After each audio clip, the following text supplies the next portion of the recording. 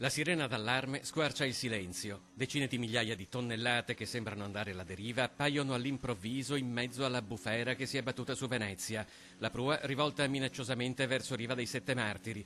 Tra i tavolini del bar, lo scrittore e regista veneziano Roberto Ferrucci inizia a girare col cellulare le immagini che state vedendo. Questa volta spero di non essere denunciato per procurato allarme, scriverà poco dopo sul suo sito.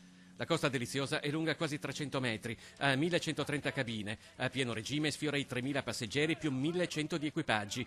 Dentro ci sono ristoranti, piscine, palestre, un casinò, un centro di bellezza, un cinema. Insomma, quella che sta arrivando è una città in movimento. Mamma mia! Delinquenti, tutti delinquenti sono, delinquenti! Incredulità, rabbia e paura tra chi assiste ad una nuova tragedia sfiorata. Claudio Baltrocco si affaccia alla finestra di casa sfidando la pioggia battente. Ho sentito la sirena della nave ed è spuntata dalla nebbia, perché praticamente c'era una pioggia che sembrava nebbia. C'era uno dei rimorchiatori di supporto che ha fatto una fumata che sembrava che i cilindri del motore se venissero fuori.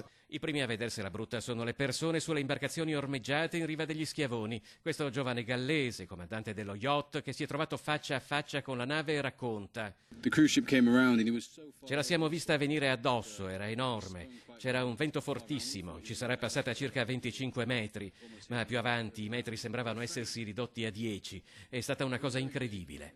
Chi paradossalmente si è accorto per ultimo del pericolo e chi ha rischiato di più. Lorenza Pedani, ad esempio, era a bordo di quel vaporetto e ha sentito urlare dei turisti. E all'improvviso ci siamo trovati al nostro fianco, a pochi metri, un Titanic, totalmente illuminato, questa enorme nave illuminata a festa.